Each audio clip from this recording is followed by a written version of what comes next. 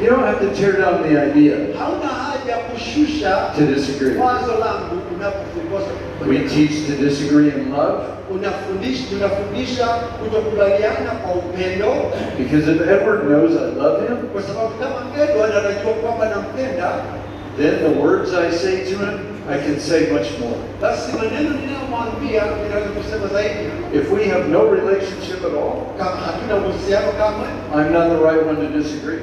hata sifai kutokubaliana naye. Disagree for the right motives, Kosa kukubaliana na watu ukiwa na Not to- hisia sawa, not to get attention for myself, sio kwamba ninajitafutia or to make sure somebody else gets in trouble, au kuhakikisha kuna mtu ameingia kwenye shida, and disagree without accusing.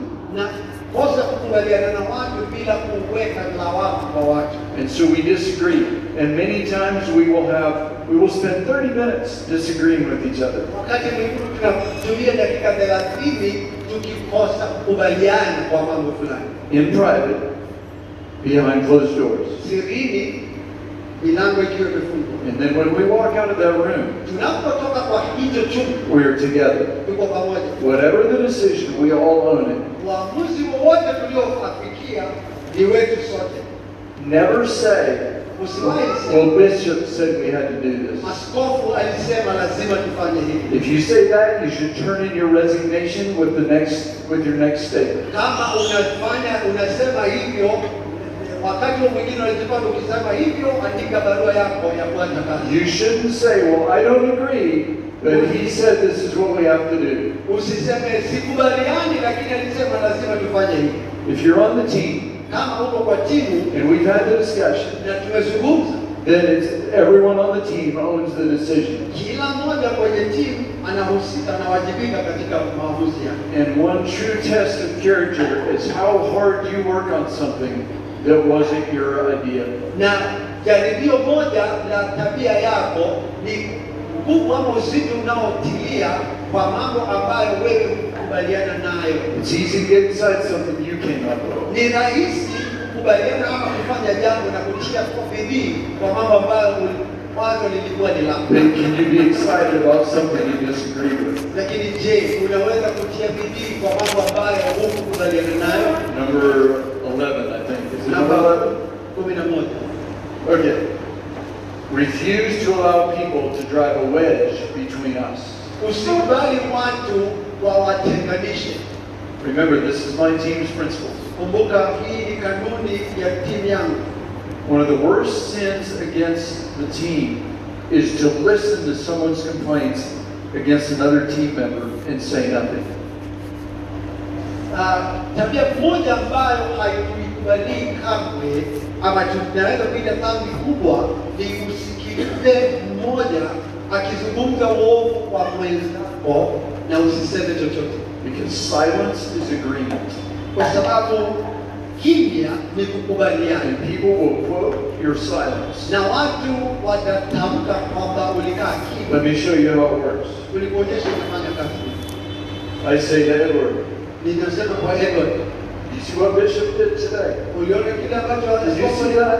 Did you see how he was being so mean and angry and hateful? And all uliona that? vile ambavyo alikuwa na hasira nyingi, And Edward just listens. na Edward anasikiliza tu. Now, when I leave Edward, Wakati nitakapotoka I go to what's your name?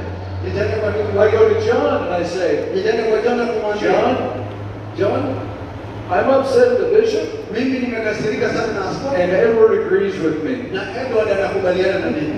And now, if John doesn't say anything, Kama I John go to my anasema next brother, who's nitaenda kwa ndugu mwingine ambaye jina lake ni Isaac, Isaac, and I say, Isaac, nitasema Isaac, you won't believe what John and Edward told me. kile John na Edward waliniambia. Right? That's what happens in churches. That's what happens in districts. That's what happens in the whole KAG. Hivyo ndivyo hufanyika makanisani, kwa majimbo na kwa Okay, so KAG. the very first time Edward can handle it. Kwa hivyo mara moja wakati Edward anaweza. This is what we teach our team. Hivi ndivyo tunavyofundisha timu yetu. When I come to him and I say, I am angry with the scope, Nikija kwake nimwambie Because he did this. na askofu kwa sababu alifanya hivi. Edward's response to me is supposed to be, Jibu lake lafaa kuwa I know a scope. ninajua askofu, And that doesn't sound like a scope. na hiyo sioni kama ni askofu. Let's go together and talk to him. Twende na wewe kwake tukamzungumzie. And when that happens, it changes everything. Ukifanya hivyo, kila kitu kinabadilika. When someone comes into my office and complains about one of our pastors, Mtu akija kwa ofisi yangu kulalamika kuhusu mchungaji mmoja, I say, hold on just a second. ninasema kitambo kidogo, And then I pick up my phone ninatoa simu yangu, and I say, hey Brian, ninasema Brian, I've got somebody here who's upset with you. kuna mtu hapa kwa ofisi yangu ambaye anakasirika nawe. Would you come to my office, please? Unaweza kuja kwa ofisi yangu tafadhali? And then when I get there, when he gets there, Akifika pale, I say, Brian, ninasema Brian, Jane is upset with you. Jane amekasirika nawe. Jane, why don't you go ahead and tell Brian? Jane, kwa nini usimwambie Brian? And since I'm not part of this, I'm going to leave. Na kwa sababu mimi sina shida, mimi nitawaacha. You can use my office as long as you want. Tumieni ofisi yangu kitambo mnachotaka. You know what happens? Na unajua kinachofanyika? People don't come to me to complain about someone Watu else. hawaji kupiga kelele jewe. Because they know I'm going to make them act biblical. Kwa sababu wanajua nitawalazimisha kufanya wanazofaa kufanya kimaandiko. And that keeps them from getting a wedge between us. Na hiyo inanisaidia wasilete mgawanyiko kati yangu na wenzangu. I teach our team, if people always come to you with negative, Ninafundisha timu yetu kama kila mara watu kuja kwako na mambo ya kinyume. the problem isn't the people, Watu sio shida, the problem is you. shida ni wewe. Because trash collectors collect trash. Kwa sababu wanaokota takataka huokota takataka.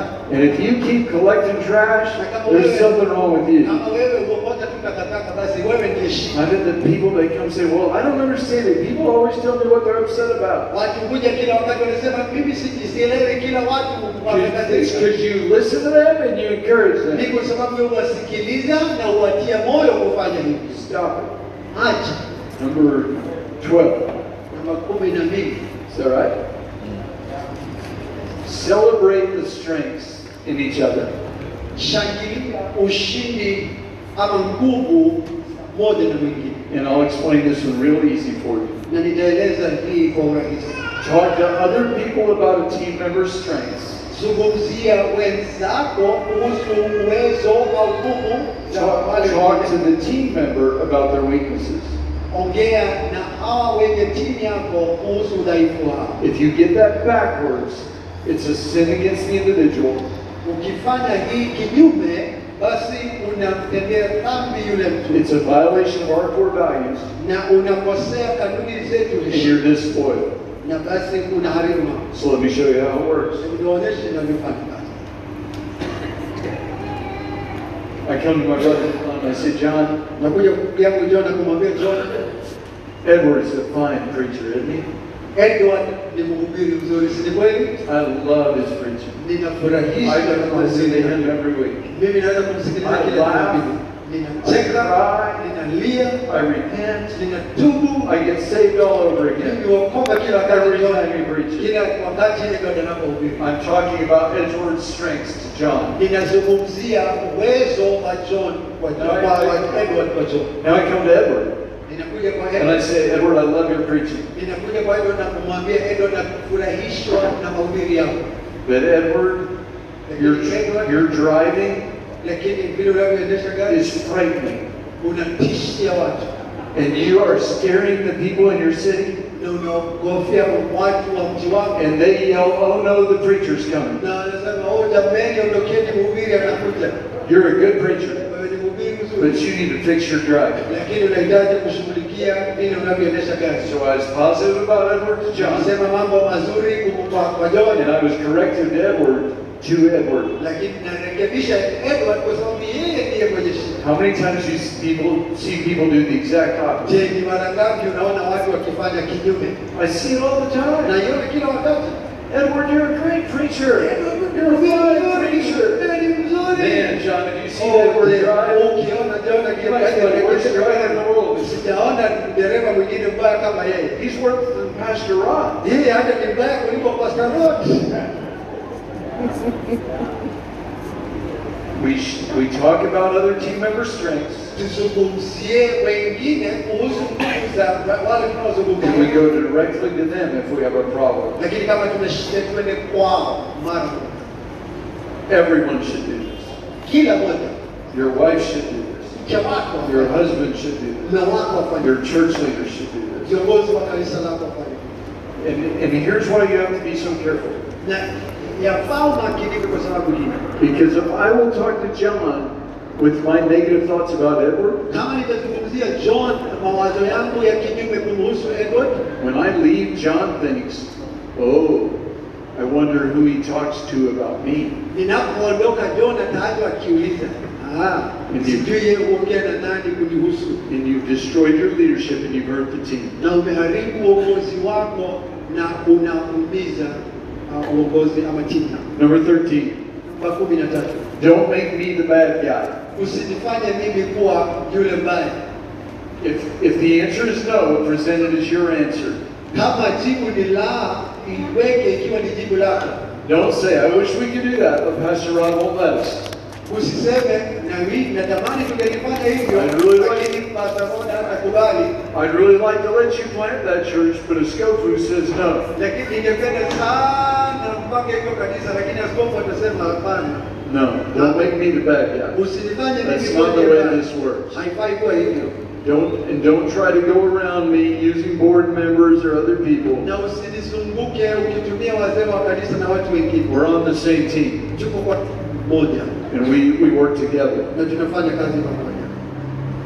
Okay, number 14. Namba 14, We develop people. tuwajenge watu. And this, if you're bored and you're tired of listening to me, tune back in for the next 5 minutes. Kama umechoka na hata ukisikiliza tena, nipe dakika 5. Because as a leader, this will be the most important thing I say these 2 days. Kwa sababu kama kiongozi, hili ndilo jambo muhimu nitasema kwa siku hizi. This is the 6th step for developing a leader. Hizi ni hatua 6 za kuandaa viongozi. Okay, number 1, Ya kwanza, I do, niifanye you watch. unitazame. So we're going to say, I am teaching Scott how to write a sermon. Kwa hivyo tuseme kwa mfano, ninamfundisha Scott kuandika ujumbe. So I say, Scott, come sit in my office, Ninamwambia Scott, njoo ukae nami katika ofisi yangu and you watch me.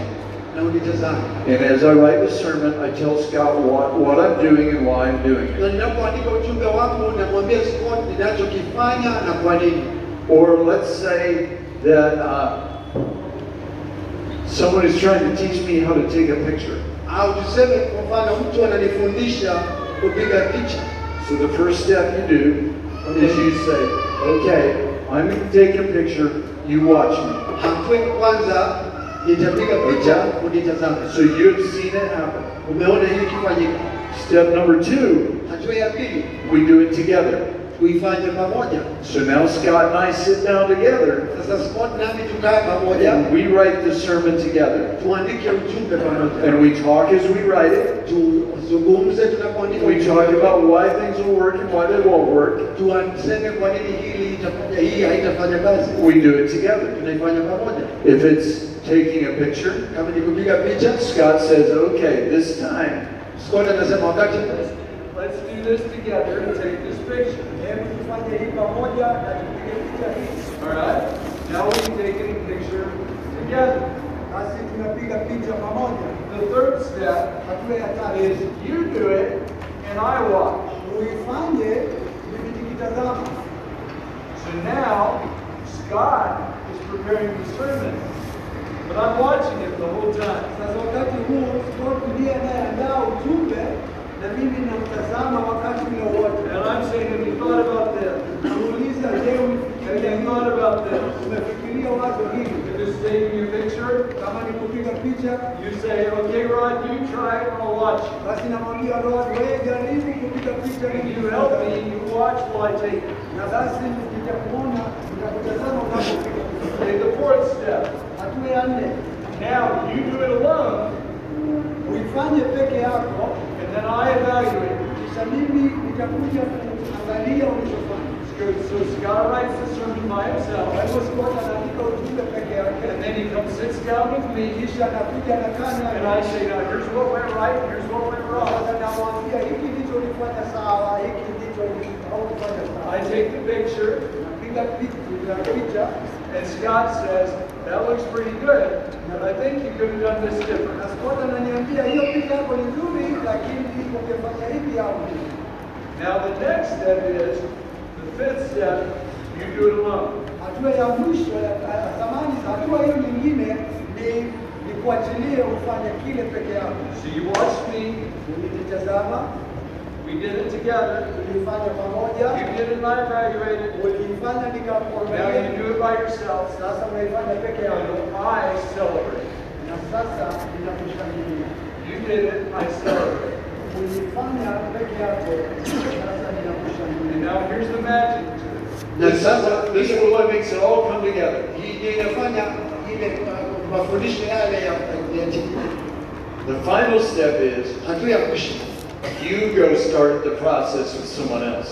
Enda uanze kile ambacho nimekufundisha na mtu So now mwingine. Scott sits down with John Kwa hivyo sasa Scott atakaa na John, and says, I want you to watch as I write this sermon. anamwambia John, ningependa unitazame ninapoandika ujumbe. When you skip a step in the training process, Unapokosa kufanya hatua mojawapo katika kufundisha, you have the person you taught is frustrated, yule mtu unayemfundisha hafurahi.